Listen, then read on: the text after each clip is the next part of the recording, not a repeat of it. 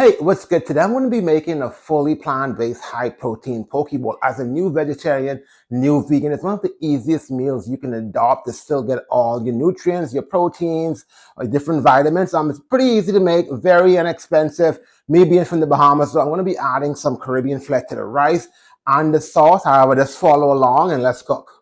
So to start off, you want to cook and season your rice. So to start with the seasoning, we're going to add some olive oil, 3 tablespoons to be exact. Going to add 3 cups of water, 1 can of coconut milk. I'm using the Cool Runnings brand, but you can use whatever you have. But I just like this one because it's very creamy because we're making coconut rice. We're going to add some black pepper, salt to taste if you like. You also want to add 4 pimento berries. We're going to add in our coconut flakes. I'm using half a cup of unsweetened coconut flakes. Also 1 tablespoon of unsalted butter. Here I'm using brown jasmine rice. I've soaked this overnight. You know what, brown rice, it takes a while to cook, so you definitely want to soak this. And then we're going to wash our rice. You want to make sure you wash the rice thoroughly and there's no debris in it. So you're just going to run it over some cold water for a few minutes.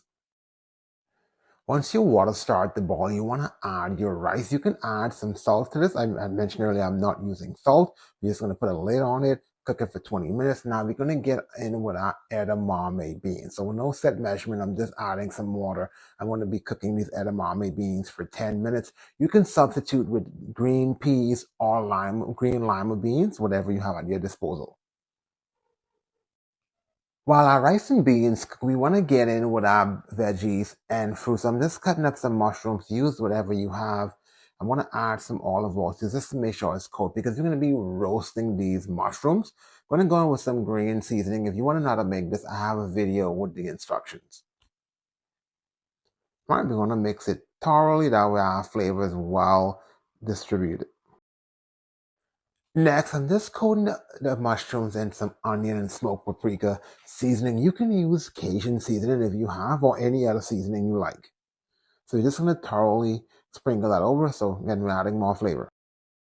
Lastly, you want to add the mushrooms to the baking pan. Just make sure they're not crowded so it doesn't burn and it cooks properly. So we're going to be roasting these for 15 minutes. You're just going to spread it out, put it in the oven. So while the mushrooms are cooking, I'm just going to slice up some carrots. Now keep in mind, you can dice this up however you like. This is how I like it. I'm also using 3 carrots because it's going to be my meal prep, but then you can add or subtract to that. Similar to the carrots, you want to dice 1 cucumber, thinly sliced, put that on the side.